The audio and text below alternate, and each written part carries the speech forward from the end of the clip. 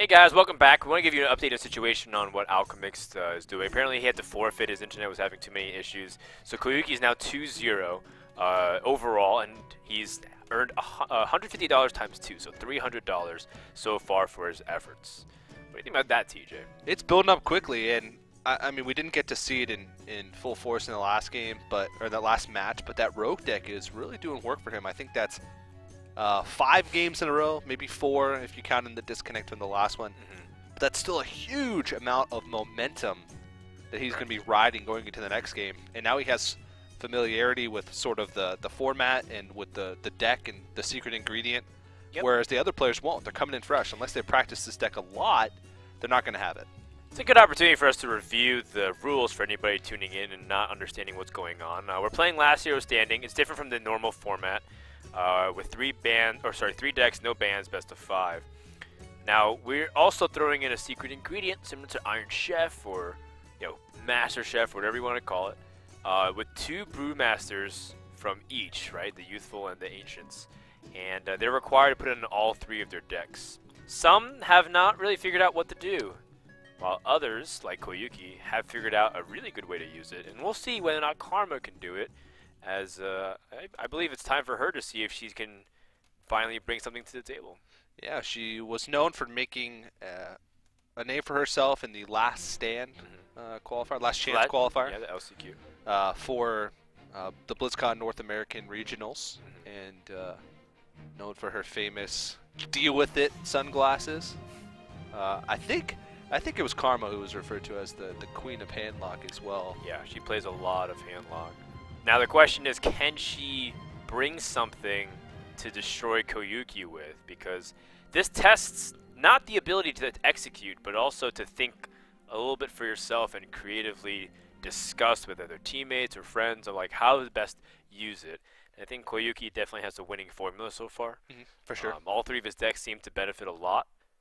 What does Karmah have specifically, as we do go to Warlock versus Rogue here? It's going to be Handlock, by the way. Yeah. And Handlock, theory-crafted a little bit earlier, and didn't think that it fit too much into Handlock as opposed to Zoo. There are some good targets for it, but they're very situational. Targets like Anti-Q-Bot and Big Game Hunter are good things to be able to Brewmaster back. But then again, there's a lot that maybe you don't want to. Taunt Givers? Taunt Givers as well, yeah. Maybe if you have the 1 Argus. Yeah. But it seems like there's a lot of high-impact turns for Handlock that are make or break for a game that you use up all of your mana on. I agree. I think Handlock wouldn't be the strongest use of the Brewmasters. It could very well be that Karmah is well known for being an insanely good Handlock player, and just says, screw it, I'm going to put Brewmasters in Handlock and just play Handlock. Yeah. Now, this matchup is still very tough, but when you have Big Game Hunter and Sabotage and Sap, like ways to get board momentum and kill off big threats, it's all of a sudden not as bit of a deal as you think it would be. Sap is like a backwards Brewmaster. Kind of. It's like an opposite day Brewmaster. Instead of sending back one of my own minions, I'm going to send back one of your minions. Oh, gotcha. It's a confused Brewmaster. Alright, I guess I can relate. You sapped the wrong guy, Brewmaster! Joke's on you. Yeah. Twilight Drake has... Oh, what's up? Well, I was going to say, I guess it's pretty practical with Taunt Givers. Like, that's the biggest thing.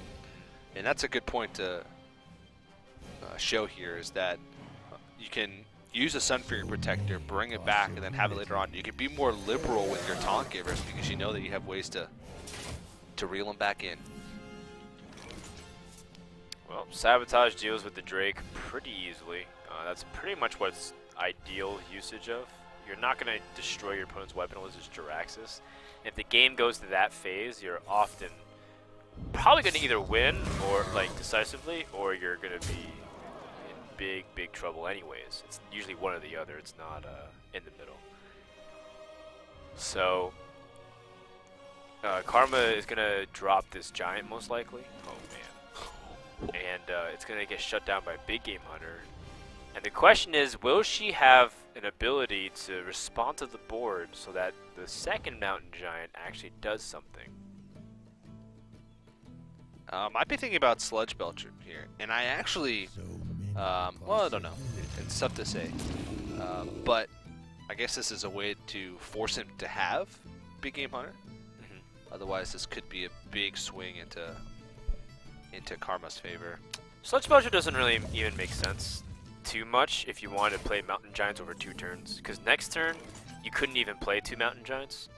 You only could play 1. Because at most, you'd be able to fit in 7 mana of Mountain Giants. So I think playing it now makes the most sense. But I understand where you're coming from. Yeah. Just because you would play around the Big Game Hunter if that was the case, but there's more of an urgency to remove the Big Game Hunter off the board in this format once it's used, because you don't want to give them a chance to Brewmaster it back, especially in handlock. Because if he's able to just Brewmaster back, it's not going to be 8 cards in hand. Okay. No overdraw, but still big tempo play. Might try to go for some kind of winning burst kill. Another Brewmaster being drawn. But now he can drop a Mountain Giant and taunt up. And the sap has been used, so the Ancient Watcher being activated for taunt is very powerful in this position. For sure. Even furthermore, she has the coin, which she can utilize to put out a Brewmaster and push back the Sun Fury Protector if she wants to keep it. You're still preserving the taunts, but you're putting in extra power on the board. Yep. I think she's going to keep that, though, just because you're going to make the Mountain Giant even weaker. This is one thing that I know Reynad talks about a lot. He says he thinks people hold on to the coin a little bit too long, just because you could have an extra card instead. Well, you're sort of giving up. Of course, the player that goes first has an innate advantage, and the coin is just there to sort of make up for it. So if you're not using the coin, you're essentially playing at a disadvantage the entire game, or until you use it. Right, but your advantage would be to draw another card. Yeah, that's true. That's what he always tends to argue. I wouldn't say always argues, but something that he's... Are you talking about handlock specifically, or...? Okay, yeah. okay. He thinks handlock players don't tap enough, which I definitely can identify with. I'm ready to learn. So, saving the Big Game Hunter as aggressively as he can. I like it. Yeah, well, that's normally, I think, in that situation. Well, maybe not even. Sometimes it's good to save it regardless, but in this deck even more so.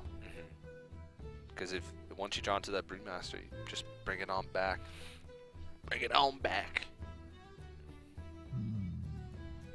Is it Dr. Boom time? Yes, of course it is.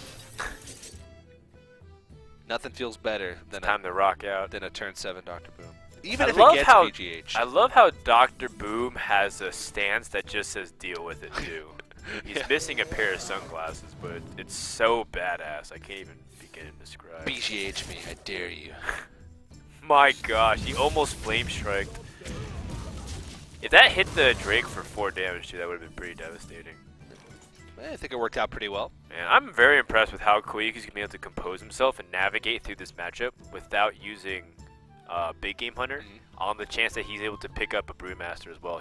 He's playing very well with his decks, and just shows to you how strong of a player Koyuki is with such a short and limited time. This is something that Fight Night players feared him for a lot, because he was so good at adapting the formats and thinking like within the context of like, well, I have 1 day to adjust my deck list. Because what happened at Fight Night was you would see the decks one day and then you're allowed to resubmit for the next day, and Koyuki would always be stronger in the next day because he's a guy that could react really well.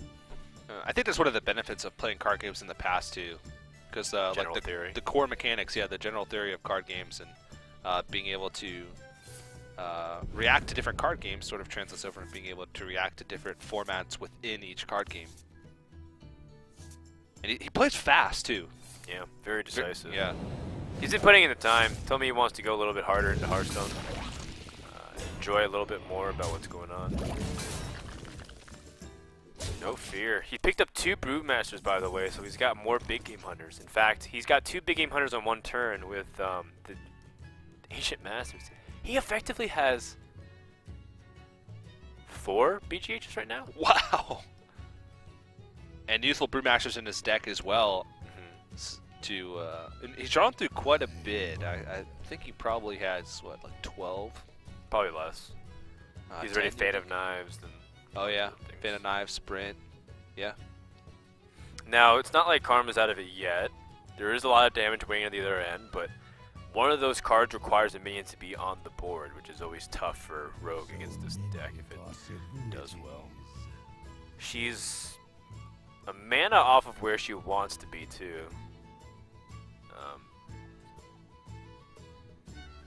Somewhat unfortunate. These Brewmasters, again, not really that much application in a handlock deck. No. They're more inconvenient. The one thing that you do want a Brewmaster back would be to get the Defender of Argus, but yeah, even then. Or a situation where if you're like really low health and you have a Molten Giant on the board, you could trade with your Molten Giant and then like Brewmaster it back and replay it to heal it up.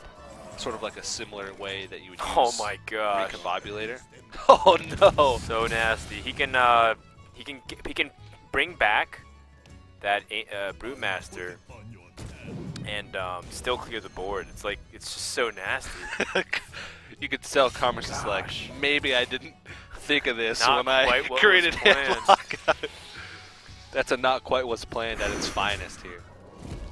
So then what does Karmah need at this point? She needs she has a Siphon Soul this? Oh, she's an ancient. She drew into an ancient. Okay, that's pretty cool. That definitely has a real application. But I feel like that's not I think it's just more of a defensive waiting for something to happen play. Takes away an opportunity for like Molten Giant and like a comeback play. Ridiculous. Maybe there's no Molten Giants. That would be very surprising. That would be one of the least likely cards that I would assume would be cut. Yeah, I would say maybe an Owl. An Owl, maybe like a second Shadow Flame. Maybe no Dark Bombs. Oh yeah? And, yeah, I'd probably say that. Yeah, maybe Youthful one Brewmaster Shadow seems Flame. to fit into the Dark Bomb slot. Okay, I guess. One Siphon Soul. There are flexible spots within Handlock. So Jirax is here, again, like we said at the beginning of the match. He doesn't ever feel truly safe, or if you use Jiraxes, oftentimes you're most likely going to win. There we go. Better late than never. Pretty decent draw, though. The Molten Giant plus the Antique Heal Bot pretty much puts him out of range, right? It'll be 5, 11. But you know that if you Molten Giant, it's just going to get BGH'd. Oh, you're right. I forgot about that. You're right. Oh, man. And then he's just going to bring it back again. That's actually kind of hilarious. And hold on, how much damage? She tapped. Yeah, I think with Tinker Sharpsword Oil. Unless it goes on the 1/1. Oh no! Or any of these 1/1s? 2 1/1s. Okay. Okay. He's good. Alright. Almost a moment where he probably wouldn't have been able to. It would have been hilarious if it goes into the 1/1. I think he still would have been in a pretty good position there. He still had made it a BGH and things went entirely wrong there. But Koyuki once again. Jeez, this rogue deck. Unstoppable. I think that's picked up technically his 6th win, but in reality like 5 full wins. So impressed with Koyuki right now. This guy is sick. Incredible. I already knew his Paladin is always like been really strong and sharp, but like this is why like he's a really fearsome card game player. He goes to Magic the Gathering drafts and he's excellent. There's a very famous story of Day 9 where he takes Koyuki and he takes another really well-known player and talks about how those two guys are just like really, really good and like Day 9 did really badly, but because the other guys carried him so well that they ended up placing pretty well in the team tournament. And what happens is they all open up packs, and they all draft decks that they have to use within it. So it'd be like if me, you, and Milkcast went to a tournament, opened up like 150 cards, and then we have to make like 3 decks from those cards that we have to share. Similar And, like, to Koyuki's like he's great at these kinds of things. Okay. And his play is sharp. He's fast player, which a lot of people love, and you know he's really finding a way to make this rogue deck absolutely super nasty. Yeah. The thing that impresses me most is just how fast he can think of the most optimal plays. You see a lot of players, especially at the higher echelons of competitive play, they take a long time to make their turns. And Koyuki, I mean, Rogue can tend to be, especially Tempo Rogue, can tend to be a faster deck to play because some of the turns are pretty straightforward. Yep.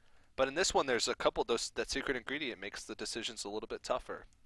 Not for him, man. I think he's found a phenomenal use. Now, I think a few of it has been fortunate situations, too, to be quite honest. He did have, like, great answers against aggro with SI7 agents or deadly poison draws.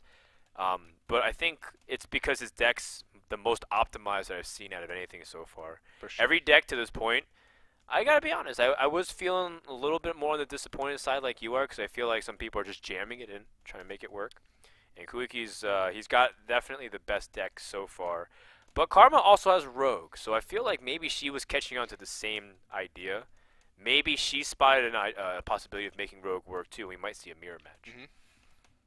I think mirror match would maybe be the most likely. It's possible that she could go with Druid, and I'm curious to see what Druid that would actually be if she did.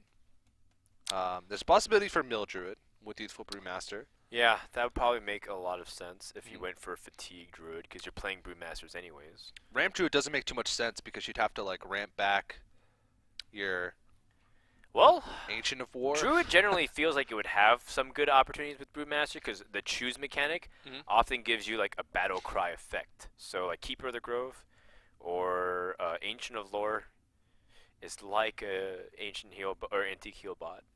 Very expensive though. It is extremely expensive. And against Rogue, sometimes you're sort of giving the Rogue tempo.